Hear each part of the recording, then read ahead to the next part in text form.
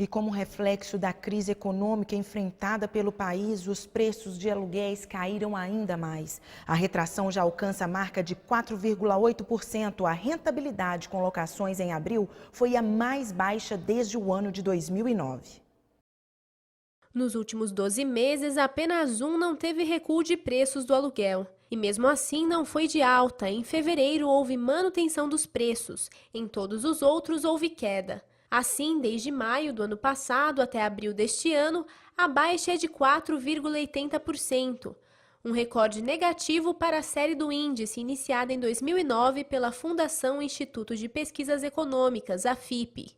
Nesse período, a inflação é de 9,28%, o que faz os preços para a locação de imóveis terem uma queda real de 12,88%. Uma das explicações é que o momento da economia já não favorece as vendas, o que tem feito muitos proprietários optarem por oferecer seus imóveis para aluguel. Com isso, aumenta a oferta e o preço cai. Muitas vezes, o mercado de bairro oferece preços mais altos e pouca opção de mercadoria. Mas, para alguns economistas, dar preferências aos mercadinhos pode sim trazer benefícios. Eles são pequenos, simples, mas continuam com boa freguesia. Conhecidos como mercadinhos, os pequenos estabelecimentos estão localizados, na maioria das vezes, em bairros distantes do centro. O espaço é pequeno, mas a clientela é fiel. Dona Marlene é um exemplo disso. Há mais de 10 anos compra neste mesmo mercadinho, próximo à casa dela. Tudo fresquinho, sexta-feira chega, segunda-feira chega. Eles têm cuidado com a mercadoria, né, para que os fregueses saiam bem felizes. Você costuma comprar de vez em quando no mercado grande? Não, agora eu só faço compra aqui. A gente conhece todas as pessoas, nossos clientes, a gente dá bom dia, boa tarde. O mercado grande não, é aquele negócio meio frio, meio gelado. E aqui não, aqui a gente conhece a pessoa pelo nome, na verdade, né? Este pequeno mercado, localizado em um bairro de Jacareí, interior de São Paulo, existe há 14 anos. Todos os dias, cerca de 500 pessoas compram aqui. Ednei faz parte dessa freguesia e não sente diferença nos preços de um mercado pequeno para um hipermercado. O pequeno mercado consegue hoje, né, por ter uma grande quantidade de pessoas comprando, ter um preço bem acessível. Então a gente consegue também ter preços competitivos, né? Para o consumidor isso também favorece bastante. E não é só isso. Outros motivos fortaleceram a decisão dele a não optar pelas redes de hipermercados. Geralmente os grandes mercados vão estar com grandes filas, né? Então isso acaba consumindo uma coisa que hoje é importante, que é o tempo, né? A gente tem pouco tempo para fazer as compras. Além dos pequenos mercados, é possível encontrar nesses locais outras lojas, como por exemplo de materiais de construção e farmácia. Afinal, para o consumidor, onde é melhor comprar? No mercadinho do bairro ou nos hipermercados? De forma que é muito melhor, do ponto de vista final, que as pessoas comprem na sua comunidade. Dar preferência aos pequenos estabelecimentos mais próximos de onde moramos ajuda a fortalecer a economia local. Para o presidente do Sindicato dos Economistas do Estado de São Paulo, a opção de compra do consumidor deve ser feita não somente pelo preço, mas também pelos reflexos que essas compras podem gerar dentro de uma comunidade de negócios. Um objetivo mais de permanência, o local, o pequeno negócio tem um sentido de mais duração de tempo. Isso forma uma comunidade, porque você tem a força econômica, você tem a força social, você tem a força da comunidade para trabalhar em favor daquelas mesmas pessoas, né? Funciona mais ou menos assim. Seu Antônio compra na quitanda do bairro e paga seu João, que é dono do negócio, que depois gasta o mesmo dinheiro na padaria de seu Henrique. Dessa forma, o dinheiro só mudou de mãos, mas continua no local. Diferente se ele for gasto em um hipermercado controlado por grupos estrangeiros, que apesar de gerar renda e empregos, envia boa parte deste dinheiro para os países de origem. Este outro economista tem a mesma opinião.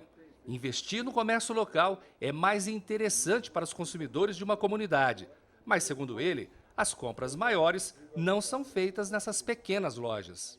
As compras nos estabelecimentos próximos são normalmente compras de conveniência, quer dizer, as grandes compras são feitas nas grandes redes ou, como a gente está dizendo hoje, nos chamados tacarejos.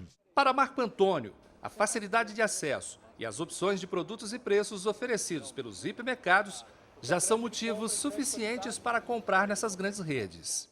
No mercadinho você não tem os descontos que você acha numa rede dessa. Fica mais vantajoso. Fica mais vantajoso.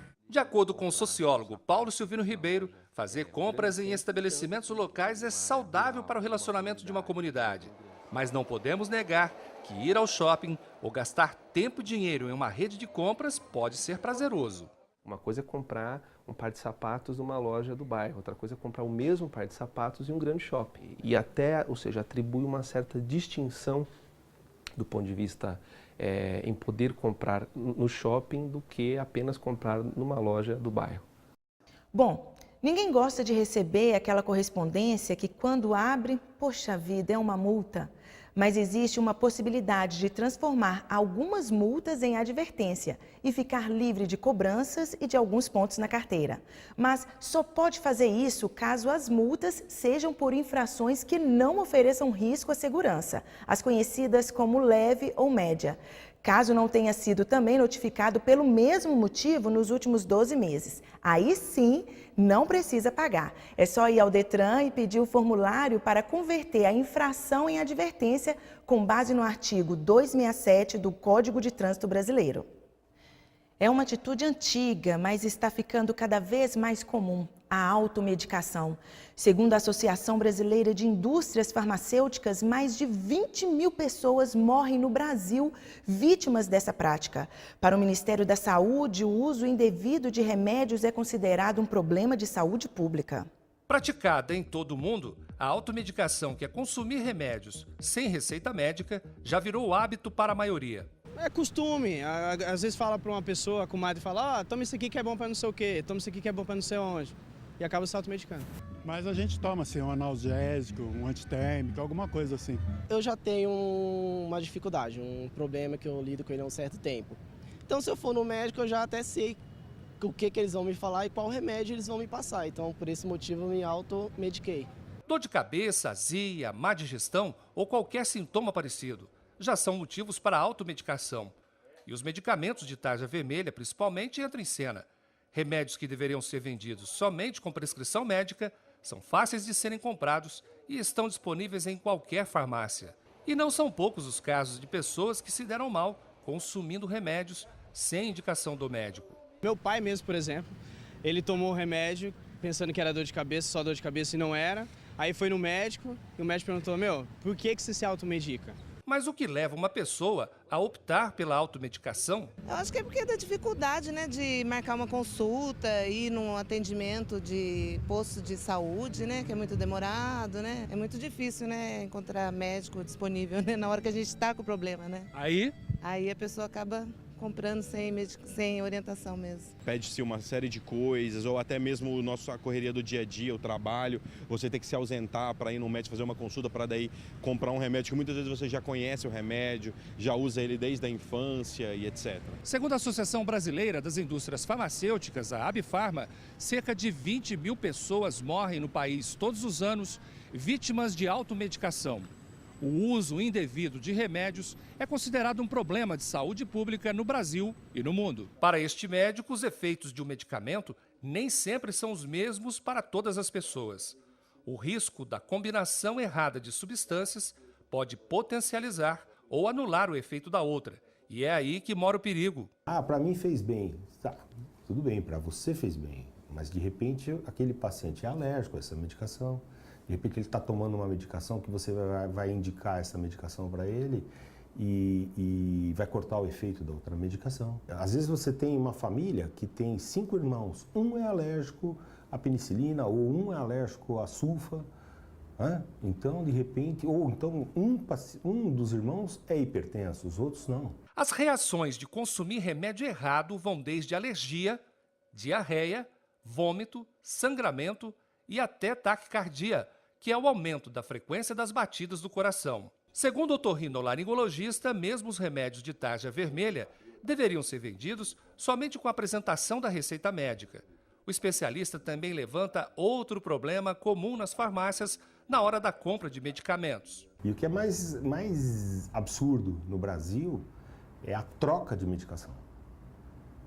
Se eu não quiser que o meu paciente troque o medicamento, por mais que eu informe, ele chega na farmácia, olha, tem aqui esse similar, poxa, o que o Dr. Ulisses passou custa 200, esse que ele está me oferecendo custa 50. Tem coisa errada aí. Tem alguma coisa errada aí, né? Procuramos o Conselho Regional de Farmácia de São Paulo para nos explicar como isso funciona. Medicamentos de tarja vermelha podem ser vendidos sem apresentação da receita médica? A medicação com prescrição tem que ser apresentado à receita, até para que o farmacêutico faça a avaliação daquela prescrição. Mas se a prescrição médica tem que ser apresentada na hora da compra, por que isso não funciona na prática? É uma questão muitas vezes até cultural. A própria população, muitas vezes, eles buscam um medicamento sem a apresentação da prescrição médica. O diretor do Conselho Regional de Farmácia orienta o consumidor a denunciar na vigilância sanitária o estabelecimento que vender remédios de tarja vermelha sem receita médica. O farmacêutico responsável vai ser advertido pelo CRF e a farmácia será acionada. E aquela farmácia também vai ser notificada, ou seja, vai ser encaminhada uma denúncia na vigilância sanitária para devidas providências.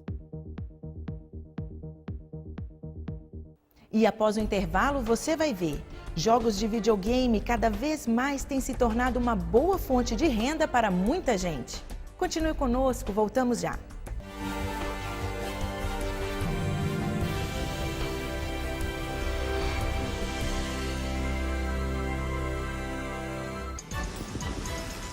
Equipes de reportagens de Pindamonhangaba e Jacareí, comentaristas e convidados do Vale do Paraíba, Serra da Mantiqueira e Litoral Norte se unem para levar até você mais informação de segunda a sexta, do meio-dia à 1 da tarde. Pontualidade e mais informação. Passam por aqui mais de 220 mil veículos. Repórter Setorial, o seu jornal na TV e na internet. Precisão e mais inclusão social, para inserir jovens que durante anos passaram aqui, atrás das grades. Credibilidade e mais cobertura. Todos os decretos criados na Câmara dos Vereadores vêm parar aqui na Prefeitura. Imparcial e mais dinâmico. Por ano, pelo menos 10 milhões de pessoas passam pela cidade. É quase noite.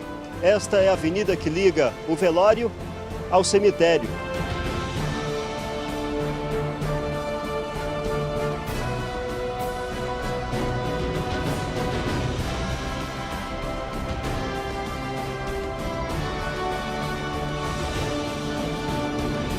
Hoje, na TV e na internet.